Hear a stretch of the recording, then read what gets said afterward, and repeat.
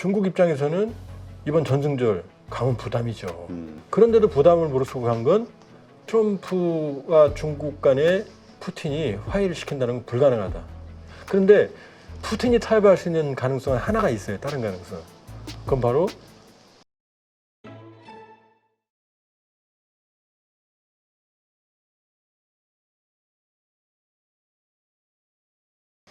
이번에 그 푸틴 대통령, 시진핑 만났잖아요. 전승절 예. 이 계기로 해가지고 뭐 지금 전승절 같이 참석해가지고 뭐 시열했다 뭐 이런 얘기도 나오고 있고요. 어떻습니까? 근데 푸틴이 이번 전승절을 계기로 한 15차례 정상회담을 했다. 그래서 뭔가 이것이 어떤 의미가 있는 것이냐 분석하는데 어떻게 보세요?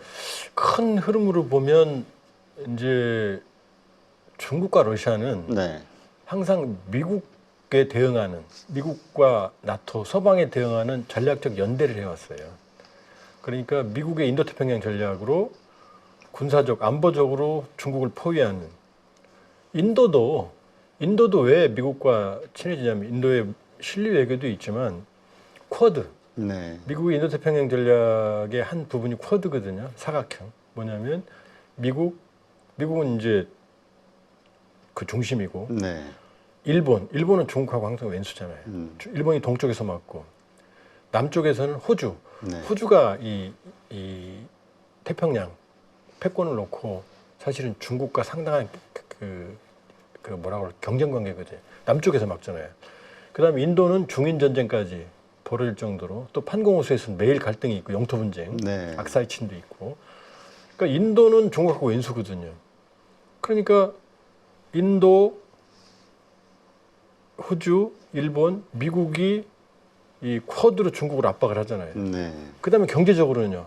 그 유명한 관세, 말도 많고 털도 많은 미국도 코피 터지지만 중국도 코피 터지거든요. 그렇죠.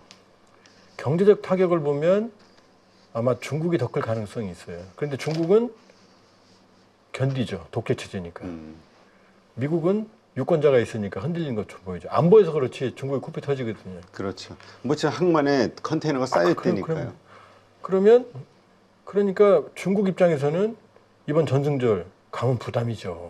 왜냐하면 누가 봐도 이건 침략 전쟁이고 중국이 세계 시장에 의존하는데 미국만 보는 건 아니잖아요. 그럼 전승절에 가면 유럽에서도 보면은 유럽은 지금 나토가 실적으로 대리전을 벌이잖아요, 우크라이나로. 그렇죠. 그런데도 부담을 무릅쓰고 간 건 미국과의 대응하는데 러시아의 협력이 필요하다. 근데 러시아 입장에서는 지금 어쨌건 간에 미국 나토와 전쟁을 간접적으로 하고 있는 거잖아요. 네. 그러니까 둘의 전략적인 연대가 일단 필요했다. 그렇게 볼 수 있고, 두 번째는 푸틴은 이제 우크라이나 전쟁 이후를 대비하고 있어요. 그러니까 전쟁은 지금 벌써 두 번 휴전했잖아요. 일방적으로. 이번에도 뭐 72시간인가? 네, 부활절 뭐 30시간. 네. 그다음에 이번에 전승절 72시간. 그러면 전쟁은 휴전으로 간다는 얘기예요. 그러니까 완전한 종전은 어렵죠. 왜냐하면 우크라이나 영토를 러시아가 남한 면적 정도를 장악하고 있으니까 이걸 돌려주지 않을 거니까. 그러면 이제 휴전 가능성은 제가 보기엔 멀지 않았다. 그럼 러시아 입장에서는 전쟁 이후를 대비해야 되잖아요. 그렇죠. 전쟁 이후를 대비하려면 이제 러시아의 지지 세력들, 러시아의 우호적인 세력들, CIS권, 그 다음에 이제 브릭스, 상하이 협력기구 이런 걸 통해서 고립에서 나와야 되거든요. 네. 그러니까 이제 고립에서 탈피해서 전후의 러시아의 미래를 위한 설계도를 지금 그리고 있다.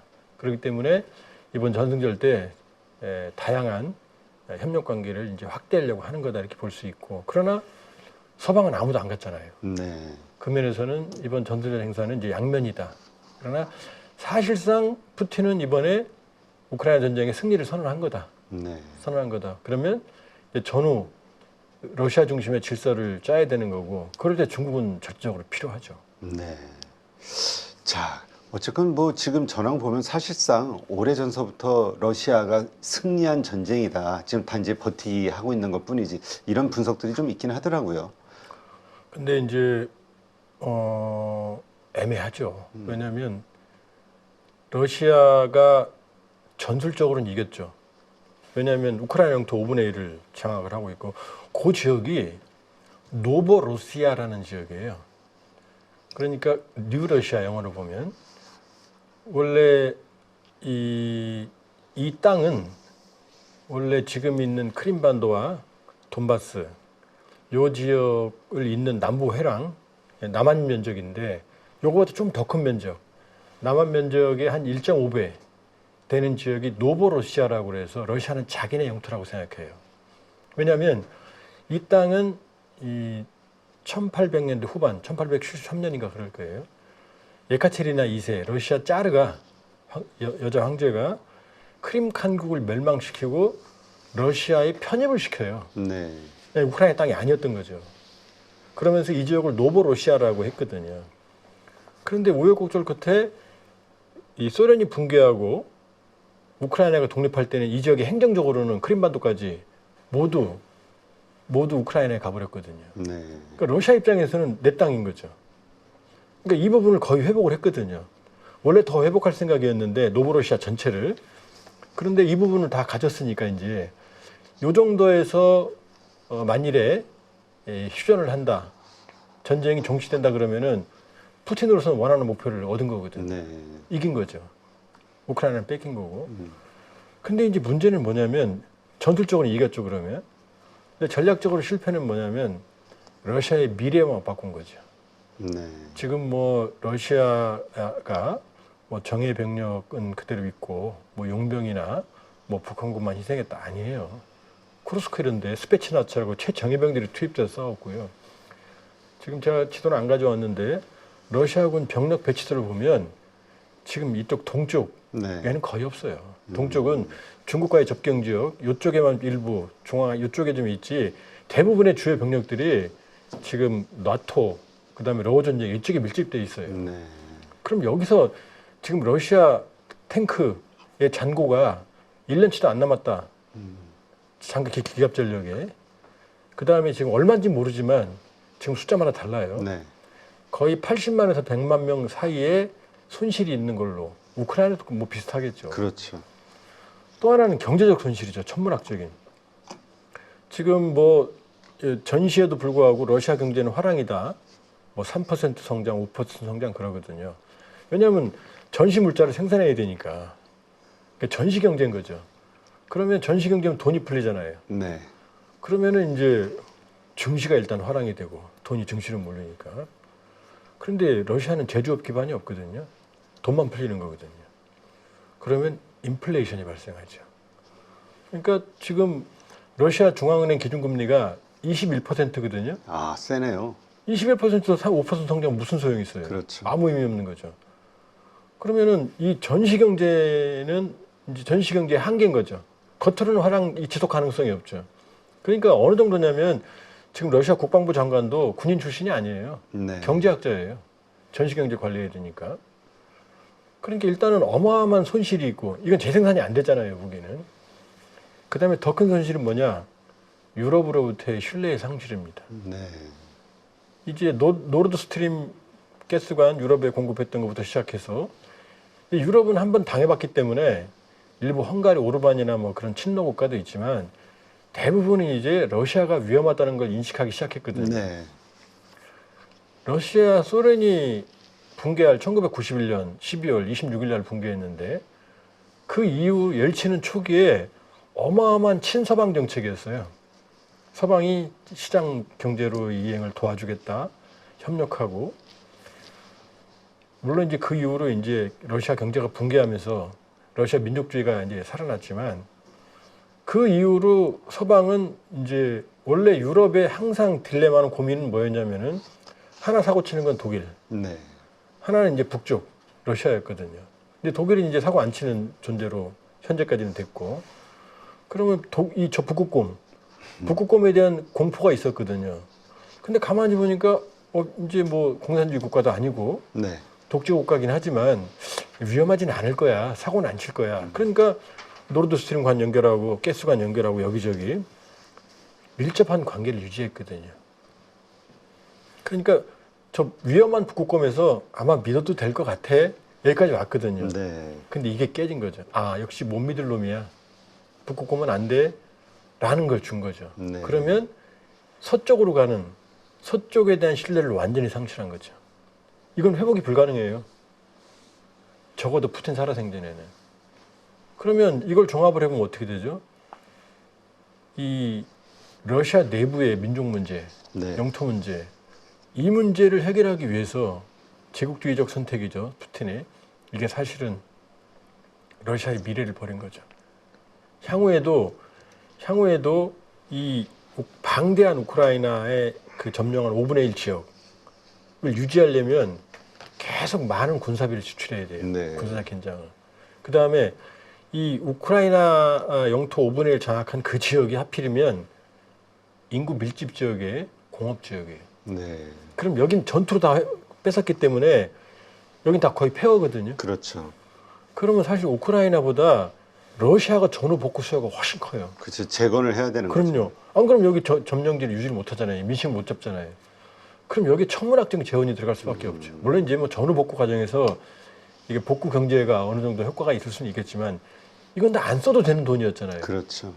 그렇게 본다 그러면은 저는 전술적으로는 이겼지만 전략적으로는 실패했다고. 또 하나 더 말씀드리면 러시아가 유럽에 슬라브족이 많거든요. 네. 동슬라브족이 러시아, 우크라이나, 벨라루시. 그다음에 서슬라브족이 폴란드, 체코.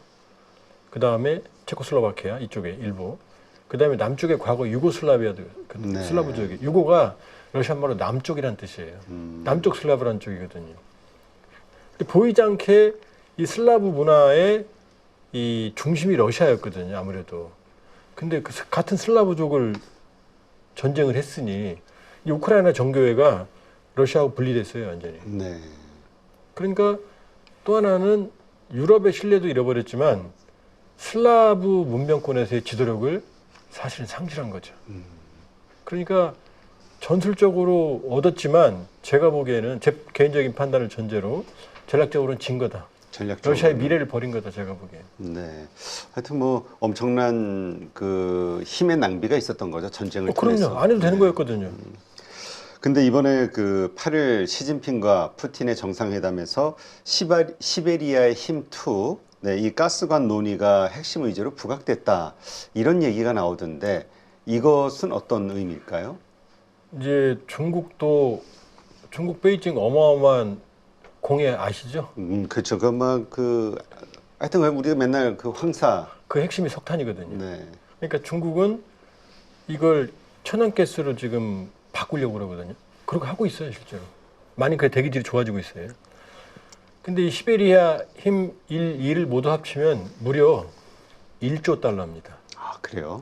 전체 규모가 향후 공급할 양을 따지면 이제 이게 건설하는 거죠? 건설하고 이제 그다음에 이제 여기에 그 가스를 통해서 가스관이에요. 시베리아 힘 1, 2는 1은 이미 가동이 되고 있고 2까지 되면 그러면은 이 전체 이 공급량까지 하면 1조 달러거든요. 아, 엄청나네요. 그럼요. 그러니까 중국은 이제 그렇게 되면 이 시베리아 힘이 모두 가동이 되면 이건 육상이잖아요. 위험이 그렇죠. 없잖아요. 뭐 중동이나 이런 위험이 없잖아요.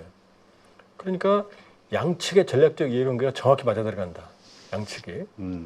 그러면은 러시아는 사실 자원 수출이 60, 70%예요. 전체 네. 수출에. 그럼 러시아로서는 안정적인 공급망을 이제 가지게 되는 거고 중국으로서도 역시 안정적으로 이 가스를 받을 수 있는 거고. 그러니까 러시아는 안정적인 이제 자금을 확보할 수 있는 거고 중국은 안정적으로 에너지 공급받을 수 있는 거고. 그러니까 사실상 에너지 동맹이 되는 거죠. 중국하고 러시아. 서유럽에서 이제 앞으로 러시아 가스 잘 안 사겠죠? 사도 조금 사든가. 그렇죠. 당해봤는데요. 그러니까 그러면 러시아로서는 이제 안정적인 공급처를 얻게 되는 거죠. 그런데 또 무슨 문제가 있냐면 이것도 러시아한테 좋은 건 아니에요. 왜냐하면 공급처가 다양해야 가격 결정권을 러시아가 갖거든요. 그렇죠. 근데 중국에게 안정적인 이 수요를 확보했지만 코가 끼는 거죠. 지금 유럽에 못 파는 가스를 인도하고 중국에 팔았거든요. 근데 그게 할인된 가격이에요. 네. 그러니까 중국하고 인도가 재미를 많이 봤죠. 왜냐? 이 가스라는 거 일단 생산하면 줄일 수가 없거든요. 그럼 팔아야 되는데 그러려면 울며 겨자 먹기로 수요처가 다양하면 네. 내가 가격을 결정할 수 있잖아요. 근데 편중되는 효과가 있는 거죠. 그러니까 러시아로서는 사실 좋기도 하지만 중장기적으로 보면 중국의 의존성은 사실 부메랑이 될 수도 있어요. 커진다. 커질 수도 있죠. 지금 그렇다면 이제 우크라이나 전쟁 이와 관련해서 중국이 어쨌든 러시아에 대한 영향력이 있으니까 이런 경제 협력을 바탕으로 좀 뭔가 이렇게 중재를 할 가능성은 없을까요? 트럼프 대통령하고 또 어차피 경쟁 관계니까. 이제 좀 복잡합니다. 왜냐하면 러시아는 전후에 유럽과는 관계 회복이 어렵지만 트럼프는 생각이 다르거든요. 트럼프는 벌써 제재 해제 얘기까지 하잖아요. 러시아에 대한. 그러니까 전쟁을 빨리 끝내고 러시아와의 경제 협력을 하겠다는 게 트럼프의 생각이에요. 그러면 그리고 또 푸틴을 휴전을 하게 하기 위해서는 푸틴이 원하는 걸 들어줘야 될 거 아니에요. 네. 그러니까 불법적으로 영토를 점령했기 때문에 우크라이나 러시아에 대한 제재를 미국이 다 풀 수는 없죠. 그러나 트럼프의 대통령 행정명령으로 자기가 부과한 제재는 대통령이 부과한 제재는 풀 수 있거든요. 네. 의회 건 못 풀어요. 그러니까 제재는 세 가지예요. 유엔 안보리의 제재. 이거는 러시아가 상위사국이니까 이 제재는 안 받고 있어요. 네. 만장일치니까 러시아가 반대했죠. 그다음에 각 국가의 개별 제재가 있거든요. 그러니까 영국이 우리도 제재하거든요. 부분적으로. 그다음에 미국은 미국 안에서 미국으로 들어가 보면 세 개인 게 이 두 개인 게 이제 그 미국의 입장에서 세 개죠. 유엔 안보리 제재 이건 아니니까. 대통령의 행정 명령으로 내린 제재가 있어요. 네. 이건 금방 풀 수 있어요. 그다음에 의회가 내린 제재는 의회 협력이 없이는 못 풀어요. 근데 트럼프 대통령이 이 바이든 정부가 했던 제재는 언제든 풀 수 있거든요. 네. 말 한마디로 풀 수 있거든요. 그러니까 상당 부분은 풀어줄 거다. 그러면 푸틴과 트럼프 간에는 일종의 대탕트가 러우 전쟁 이후에 휴전만 되면 네. 가능하다. 근데 문제는 중국과는 화해가 불가능하거든요. 그렇죠. 그러니까 트럼프와 중국 간에 이 푸틴이 화해를 시킨다는 건 불가능하다. 이거는 인도 파키스탄보다 더 큰 거거든요. 그렇죠. 패권이 또 갈려 있으니. 그럼요. 이게 조금 더 말씀드리면 지금까지 미국의 패권에 도전했던 국가들 중에 미국 GDP의 50%를 넘은 나라는 딱 두 나라예요. 그러니까 1차 세계대전 때 독일 제국도 네. 한 35%였고 2차 세계대전 히틀러도 25%였어요. 그 게임이 안 되죠. 그 다음에 소련도 최대 40%까지밖에 못 들어갔거든요. 근데 일본이 50%를 넘은 적이 있어요. 네, 그랬죠. 일본은 70%까지 갔었어요. 엄청나네요. 엄청나죠, 정말. 근데 이게 이제 뭐 여러 가지 버블 경제 원인도 있지만 플라자 합의, 네. 엔고로 이제 때리기 시작하면서 정점으로 갔다가 추락해서 지금 일본의 GDP는 미국의 한 15% 정도밖에 안 돼요. 어마어마하게 떨어진 거죠. 네. 그러니까 일본의 상당수 사람들은 자기들이 이렇게 된 걸 좀 지식인들은 미국 때문이라고 생각을 해요. 그런 게 이번에 그 중국에서 나온 그 관영 그 입장 그 영상을 보니까 이제까지 그 프라자 합의 같은 거 예시를 들면서 미국과 협상했다가는 나라가 어려워졌다. 그래서 우리는 버텨야 된다. 그 얘기예요. 네. 근데 왜냐하면 그러면 지금까지 미국의 대전략으로 보면 50%에 육박하거나 넘으면 죽여야 되는 거죠. 패권을 네. 오는 거니까. 근데 중국이 이제 2021년 기준으로 보면은 76%까지 갑니다. 아, 엄청나네요. 엄청나죠. 그런데 이제 이놈 봐라, 죽여야겠다. 그러니까 플라자 합의가 1985년이거든요. 그때 일본 GDP는 미국 GDP의 40%가 안 돼요. 근데도 미국이 느낀 거죠. 아, 이놈 이제 안 되겠다라고. 왜냐면 그 뒤로 쭉 올라갔으니까요. 근데 오바마 정부 때 중국이 이 초기에 한 40% 됩니다. 그러면 이거 죽여야겠네 라고 생각한 게 오바마의 피보트 아시아거든요. 네. 아시아 중시. 근데 그때 제대로 못 잡았어요. 왜냐하면 그때 서브프라임 모기지, 리먼 브라더스 사태 이 때문에 대공황 이후로 미국이 코피가 터졌거든요. 그러니까 오바마가 못 잡으니까 트럼프가 들어와서 아시아의 개념을 확장한 게 바로 인도 태평양 전략이에요. 네. 인도를 끌어들인 거죠. 인도양과 태평양을 막아버리면 서쪽, 남동쪽 모두 막아버리잖아요. 바이든 때 와서는 더 강화합니다. 중국을 더 잡는 걸. 그다음에 트럼프도 지금 목표는 뭐냐? 중국이거든요. 그렇죠. 그래서 지금 76%까지 갔던 중국의 GDP가 미국에 지금 한 60, 한 6, 7%까지 떨어졌어요. 많이 떨어졌네요. 많이 10% 떨어졌어요. 가까이. 네. 그러니까 큰 그림으로 보면 바이든이든 오바마든 트럼프든 중국을 잡겠다는 목표는 변함이 없는 거고 변함이 없다. 미국의 입장에서는 패권, 그러니까 미국이 중국을 수정주의자라고 그래요. 수정주의 국가. 미국의 질서를 바꾸려고 그런다. 그러니까 이게 타협이 되겠습니까? 안 되죠. 그런데 푸틴이 타협할 수 있는 가능성은 하나가 있어요. 다른 가능성. 그건 바로 트럼프와 김정은입니다. 뭐냐면 이번에 전승절에 김정은이 가니 안 가니 그랬잖아요. 그렇죠. 그래서 북중러 예. 회담이 열리냐 마냐. 근데 이번에 만일에 러우 전쟁이 휴전이 되면 그건 트럼프가 중재하는 거거든요. 네. 그러면 이제 푸틴 입장에서는 이제 북한과 트럼프를 중재할 수 있잖아요. 북한은 이제 거의 동맹이 돼버렸고, 그렇죠. 푸틴과 트럼프는 프렌드십이 있잖아요. 그러면 푸틴과 김정은이 만나면 어디서 만날까 해보면 제일 좋은 데가 러시아 극동이죠. 블라디보스토크. 여기 간 적도 있으니까요. 그렇죠. 그럼 김정은은 기차 타면 하루면 가거든요. 하루 이틀이면. 그 다음에 트럼프는 블라디보스토크에 올 수 있잖아요. 그럼 9월에 동방경제 포럼이 있거든요. 푸틴이 항상 오거든요.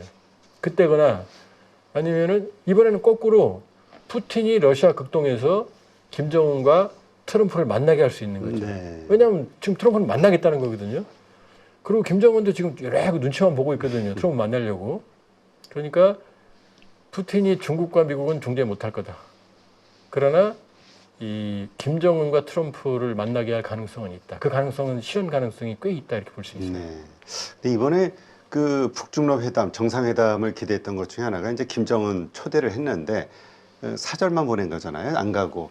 이유가 있을까요? 여기 상당히 중요한 시점에 이 중국과 러시아 이 정상을 만날 수 있는 기회였는데. 일단 시진핑이 싫어했을 것 같아요. 아, 둘이 사이가 안 좋죠? 네, 북중 관계가 안 좋. 물론 요즘 개선하려고 그래요. 근데 시진핑 입장에서는 저 울며 겨자 먹기로 사실은 전략적으로 푸틴을 만났죠. 즐거운 만남은 아니죠. 그렇죠. 두 악동이 만나는 모습이 돼버렸잖아요. 그런데 김정은까지 끼면 어떻게 돼요? 새 악동이 돼버리잖아요. 거기다 김정은 최악의 폭군 이미지인데 거기다 중국 입장에서는 북한을 속국으로 생각하는데 셋이 서버리면 동등해져 버리잖아요. 그러니까 이 그림이 안 나오죠. 첫 번째 트럼프 시진핑 입장에서는. 두 번째 김정은도 또 꼴에 자기를 세계적인 지도자라고 생각하거든요. 착각에 사는 사람들이 많군요. 우리나라나 미국, 세계적으로 다 많습니다. 그러면 지금 보면 그럼 김정은은 지금까지 다자무대에 간 적이 없어요. 그러니까 거기 가버리면은 시선이 자기한테만 안 오거든요. 그렇죠. 그러니까 자기한테 안 하죠. 그 다음에 뭐 정말 저 세상의 최악의 독재 국가지만 저긴 김정은 경호에 목숨을 겁니다.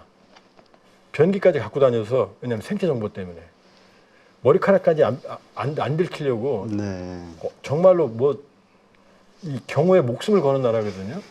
근데 저 다자여기에 가면 이 자기 경호에 문제가 있을 거라고 판단하는 거죠. 그러니까 안 간 것 같다. 뭐 이번에 뭐 교통편이 없었다. 모스크바 기차 타고 가려고 그러면 한 2주 걸리거든요. 김정은 열차로. 네. 그런 것도 있지만 그거는 큰 문제가 아니었을 것 같아요. 왜냐? 푸틴이 자기 전용기 보내주면 되거든요. 그렇게 고마운데 그렇죠. 인민군 파병에서. 그렇기 때문에 안 간 것 같다. 그러니까 시진핑도 원하지 않았고 김정은도 원하지 않았고 그러나 푸틴은 원했던 것 같다. 셋이 손잡고 전승을 선언하는 걸 그렇게 볼 수 있죠. 네, 그렇군요. 자, 지금 어쨌든 푸틴과 시진핑이 정상회담을 했고 그렇다면 지금 중국에 대한 압박 규제 이게 좀 엄청나게 강하잖아요. 예. 이것에 대해서 뭔가 러시아가 또 측면 지원을 해주고 하면서 미국에 대한 또 어떤 새로운 어떤 그 대항 시나리오가 또 나오는 거 아니냐 이런 생각들도 있기는 한데요. 일단 뭐 양측은 전략적으로 제휴를 하고 있죠. 네. 예를 들면 이제 시벨의 힘 말씀하셨지만 러시아는 중국이 원하는 걸 주고 있고 그 다음에 중국은 이중 용도 물품이라는 게 있어요. 무기는 안 줘요. 드론은 안 줘요. 그렇지만 드론을 조립할 수 있는 부품들은 주거든요. 이건 상용 부품들이니까 이건 전략 물자는 아니거든요. 예를 들어서 이것도 볼펜이지만 군인들이 쓰려면 군수 물자가 되잖아요. 그렇죠. 그런 걸 천문학적으로 지원해주고 있거든요. 네. 그러니까 러시아 전쟁 수행 능력에 중국의 지원이 절대적이었다. 이렇게 볼 수 있거든요. 그러니까 양쪽은 전략적으로 제휴하고 있다. 이렇게 볼 수가 있고요. 그러나 양쪽은 또 셈법이 다르니까 우리 손잡고 미국이랑 싸우자. 이건 쉽지가 않다. 네. 왜냐? 미국은 또 중국을 괴롭힐 수 있는 수단. 중국은 괴롭히려고 작정했고 이건 포기 안 할 거고 러시아를 괴롭힐 수 있는 수단을 또 많이 가지고 있거든요.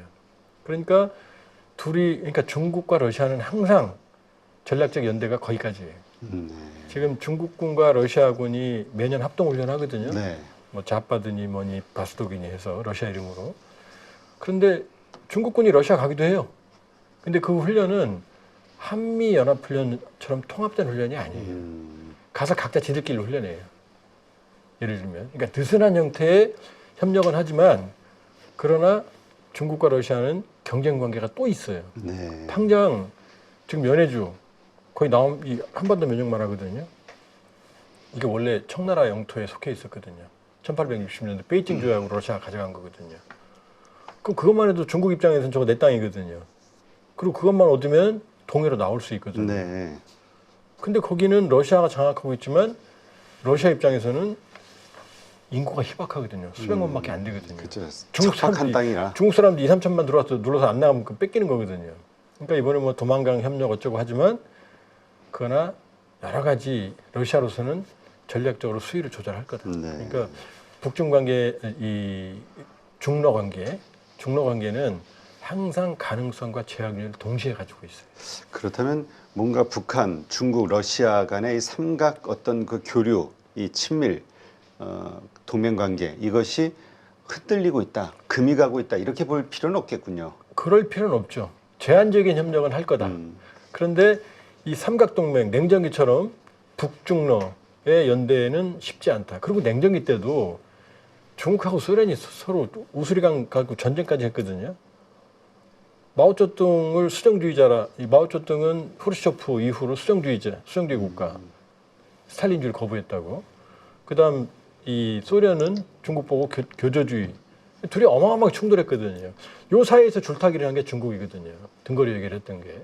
북한이거든요. 그러니까 그렇게 보면 북중러가 냉전기로 가기는 어렵고 냉전기에도 그 세 사이는 아주 강하지 않았다 이렇게 볼 수 있어요. 알겠습니다.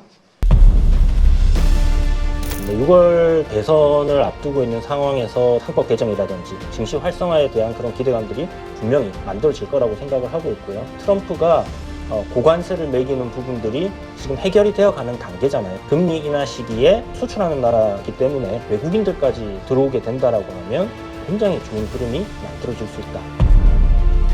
증시가 좋아졌을 때 잘 벌고 더 많이 버는 사람들은 준비가 되어 있는 그런 사람들이거든요. 명확하게 어떤 사야 되는 기준, 팔아야 되는 기준, 원칙이 안 잡혀 계신 분들은 자신만의 기준과 원칙, 포인트를 잡아서 매수 매도의 타이밍을 잡는 훈련을 계속 반복을 해보는 거죠. 8주 동안 무려 24번이나 되는 라이브를 통해서 트렌드에 맞게끔 대응을 하실 수 있도록 그러한 훈련을 진행하는 이 부분이 핵심이라고 보시면 될 것 같습니다. 복잡한 이론보다는 시장 흐름을 파악하는 눈과 타이밍을 잡아가는 그런 포인트라고 생각하시면 됩니다.